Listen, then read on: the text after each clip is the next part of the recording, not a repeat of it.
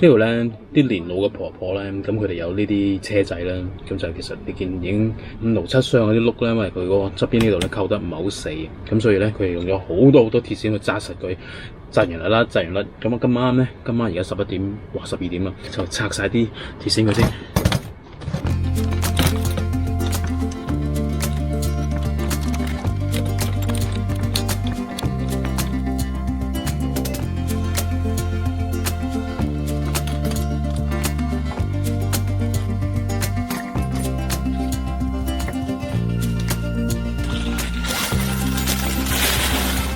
咁好啦，頭先咧我花咁長時間喺度剪拆咧，其實咧個問題咧就係講緊呢兩個轆咧喺側邊呢度咧走咗出嚟。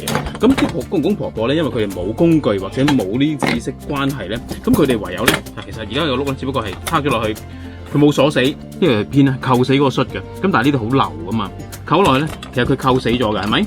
跟住咧撳就甩咗出嚟啦。咁由於啲公公婆婆佢哋唔識嘅時候咧，佢唯有咧就將啲鐵線啦，就喺呢度紮住佢，咁令到個轆唔好走出嚟。咁但係你話穩唔穩咧？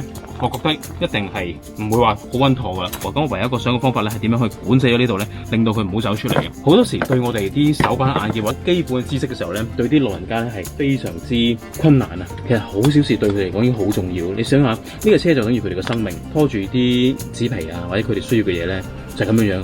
個轆只要順順地咧，對佢哋已經係非常大嘅幫助。咁冇講咁多，而家馬上整下睇下點可以解決呢個問題先。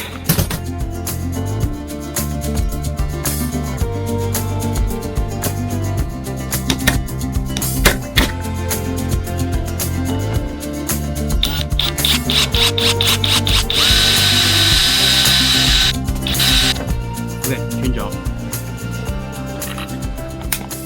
夾一條銅線出嚟。咁呢啲銅線喺邊度有咧？其實咧好多時我哋嘅花芯線，即係嗰啲電線裏邊咧都會有噶啦。咁咧可以將嗰啲電線咧剪出嚟，收集起我成日收集起呢啲我嚟綁嘢嘅。咁呢個時間咧啱啱好啦。跟住咧我就穿過去。OK， 好，穿咗過去，我就企過先啦。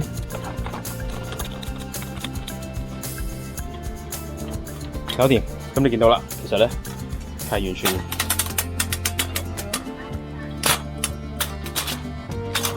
咁基本上咧，由於呢度咧管住咗佢咧，基本上係唔會甩㗎，除非咩好重嘢。咁呢啲車仔都係唔應該咩好重嘢啦。咁見到啦，其實咧呢個少少嘅修改咧，就可以令到呢個車仔咧，已經啲輪咧已經相當牢固㗎啦。希望今次呢個習作咧，就可以影響到大家啦。就講緊，如果我都有興趣或者我有時間，可以一齊幫下啲老人家或者你附近屋企嘅老人家嘅時候咧，咁希望你哋大家都動下手觀察下邊個需要幫助，而去主動啲去幫助佢哋啦。好，嗱，幫你整咗呢條落去。咁咧，我驚你睇唔到嗰個。呢個木啊，呢個木字啊。木字啊，係啊。得啦，你坐低，俾個眼鏡我。成日都鬆㗎，日日都鬆。我用把嗰啲餐刀個尖嗰度擰一擰佢，細力擰啊。而家係咪成日都鬆落嚟啊？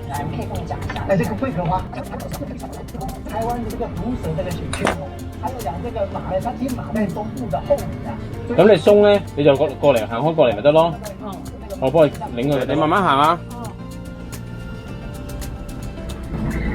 唔該晒。唔使，唔怕跌噶啦，而家唔會甩噶啦。好滑啊！啊，係好滑咯。哦。唔使我行下又望下佢。再甩你就攞落嚟啦。哦，多謝你啊。OK， 好，慢慢行下。